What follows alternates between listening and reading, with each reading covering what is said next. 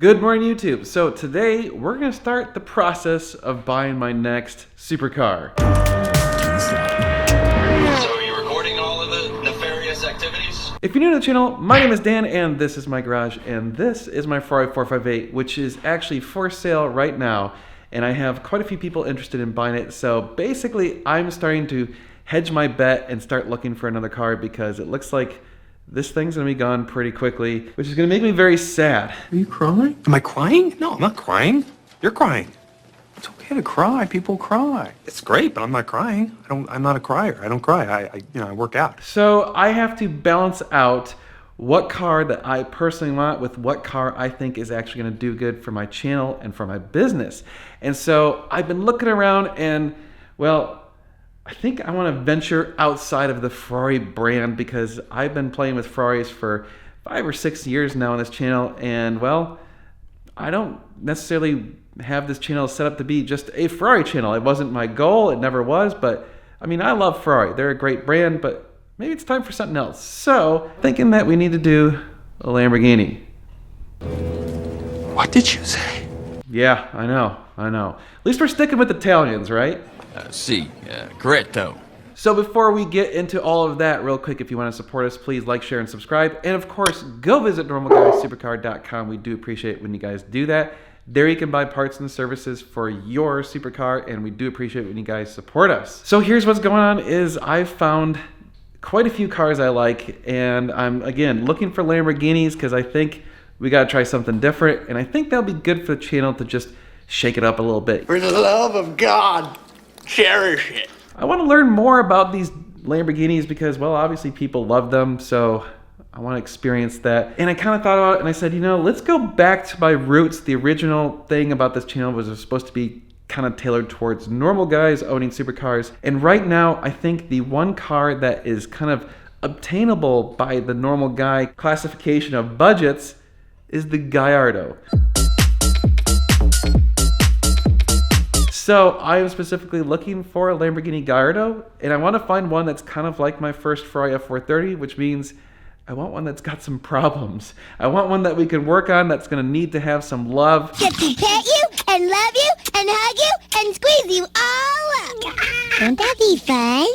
And fix up and make it become a part of this channel that you guys will enjoy. So that's the plan, and I found just the one. Hopefully it's still available. So let's call the dealership and see if it's available, and maybe we can negotiate on a price. To serve you better, this call may be recorded for training and quality purposes. Yeah, I was calling because I had some questions about one of the cars that you hopefully have still for sale. It's on your website. Yes, sir, that car is still available. Do you know, does it have a PPF on it or anything to protect the paint? Yes, sir, the car is fully PPF. The whole thing, not just the front? The whole thing. And not only that, but the car is, I kid you not, you look at the interior, everything is, like, doesn't even look like it has 10,000 miles with the interior look. Yeah, I mean, looking at the pictures, the only thing I noticed was some of the buttons have the classic Italian car sticky buttons crap, but everything else looked... Yeah, that's normal. Yeah, I mean, I mean, for an '08, that's completely typical. Exactly. But it is a very, very beautiful car. Do you guys have any wiggle room on that car, especially for someone who's just gonna pay cash up front? Yeah, so I'll be completely honest with you. We have a deal that's pending right now. The person actually just sent the car to get a pre-purchase inspection done, and he's paying full price for the car. And not only that, but you know, we're not going to get a penny off of this car. We had it priced at $119,998 for about like a month since we received it or two. Okay. And we decided just to lower the price just so we can go ahead and get rid of it. You know, we've had it in our inventory for quite some time, so when that happens, we just, you know, we get it. We try to sell it even close to what we paid for it. We also spent a $5,000 bill, you know, just getting the services that it needed done. The AC compressor needed to get done, a couple other things that needed to get done. So we took care of the majority of the bill. It was about like a $6,000, $5,000 bill. So that was another expense that we weren't expecting. But the car is good to go. You're not going to need to do anything. We also got a clutch life reading on it. Yep. And it's at 62%. 62. Okay, that's not terrible. And does this person have a deposit on the car, or are they just... No deposit. So first come, first serve is the way we work if there's no deposit in-house. Gotcha. Do you take deposits? Yes, sir. We do take deposits. Okay. The only catch is I'm in Texas, and I don't like buying cars until I see them. So it would take me a little bit to get there. If I gave you a deposit, how long can you kind of hold it? Deposit we hold for 2 weeks. 2 weeks? Okay. What's the size of the deposit that you usually want? Just so you have an idea, in order for us to actually hold the vehicle, we require 20%, which I do know is quite a lot of money. I'm sure I could probably get it done with $5,000-$10,000 just to hold the vehicle for you. Okay. All right. So basically, if I were to say that I could give you a deposit today, would you be willing to move on the price then? I mean, look, like I've already explained it to you. I mean, I get it, but we did, like I did say, we did have a big service bill in the car. I know that the car that I have here, it does have high mileage, but it is worth $100,000.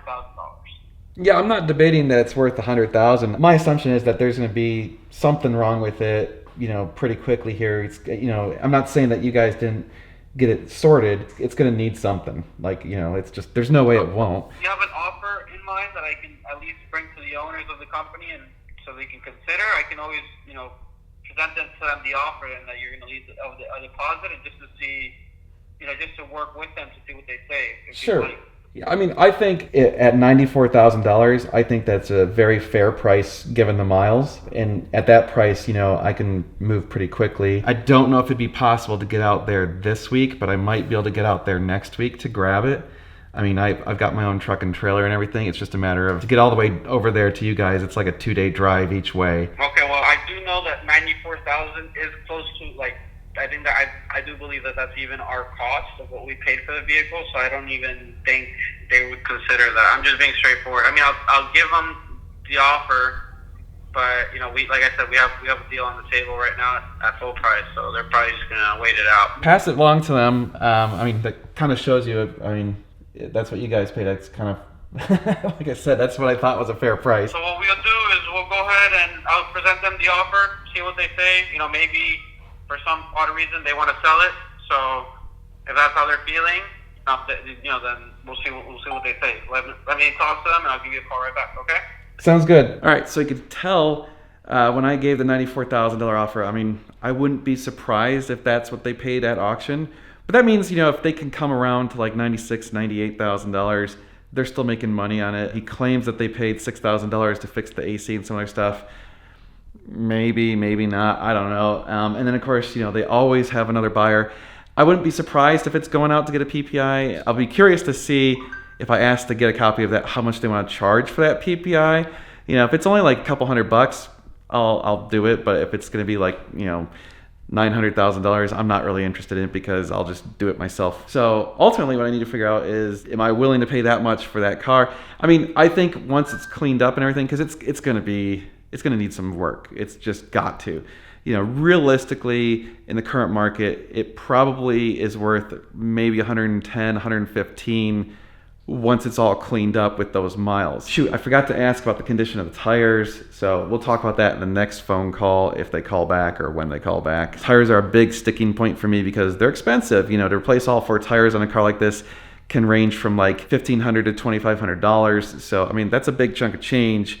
And the reality is a lot of times the tires are garbage. Given how many miles it has, it probably doesn't have old tires. So normally I'm worried about the age. When you get these cars that sit around and rot, the tires go bad. This car, I'm suspecting that maybe the tires might just actually have low tread. So we'll find out these details and see where we're going. The next day. Good morning, YouTube. I have some progress made on the acquisition of this car. So last night I got a call from them. Obviously I didn't have the camera ready, so I didn't record it, but we did decide on a price. I mean, it's okay. It's not the best price in the world. I got it down to $97,000, so we're down a couple thousand. I'll be honest, I didn't think they were gonna budge at all given the current market, and the price was already reasonable. Like, it wasn't outrageously good and it wasn't bad, it was just kind of fair. So now at 97, I think it's a little bit more on my side. And they did disclose stuff that I liked, like it has a full PPF and they did some work on it. They did some stuff with the AC and whatever. So they're claiming that they had another buyer, which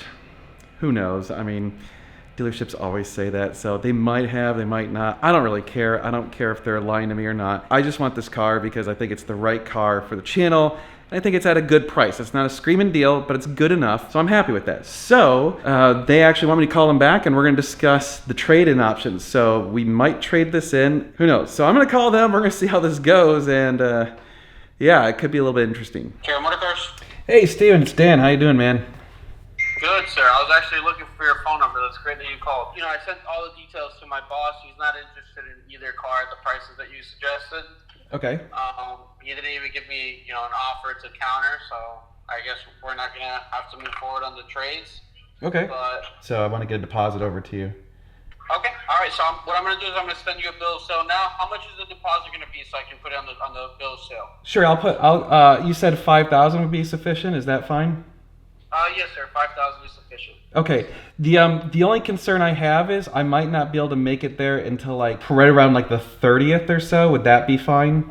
Let me talk to management before I tell you that it's okay. Okay? I did say that there was another gentleman that was interested in the vehicle, correct? Yes.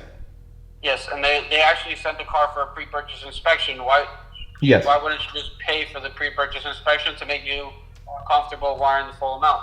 There's something about me seeing the car. I just feel better about seeing it. I've done so many of these PPIs that honestly, I don't really trust the PPIs.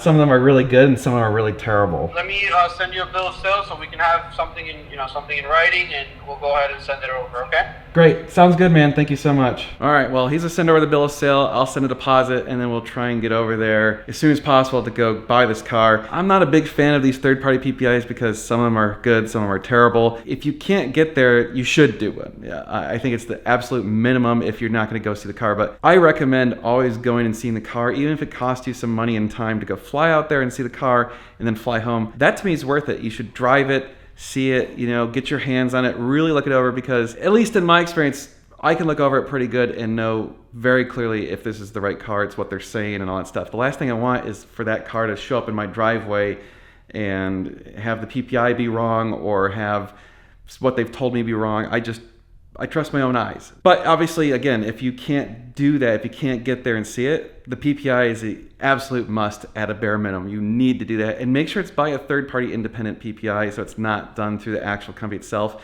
I don't even necessarily think I'd want to do a referral because they might be in cahoots. Anyway, there's the current status, so we're moving forward. Tomorrow. Okay, YouTube, it's the next day, and we kind of have everything with the new car lined up. So here's what's gone on in the last 24-ish hours. They wanted the $5,000 deposit. I sent that to them. They sent me a contract, and the contract had the wrong dates. So they wanted me to pick it up by like the 23rd. I said, no, I can't get there until closer to the end of the month, so we had to redo that. But here was the kicker. The contract showed a $950 dealership administration fee, which they had mentioned when we first started talking, and then they waived the fee, or they said they were going to waive the fee, but then it came back. And so I'm like, what's going on with this? Like, are you guys trying to f me or what? And he's like, oh, well, the owner of the dealership said that the car was priced too low and they had to buy a new tire and some other crap, and so he didn't feel like they were making enough money, and so he wouldn't let me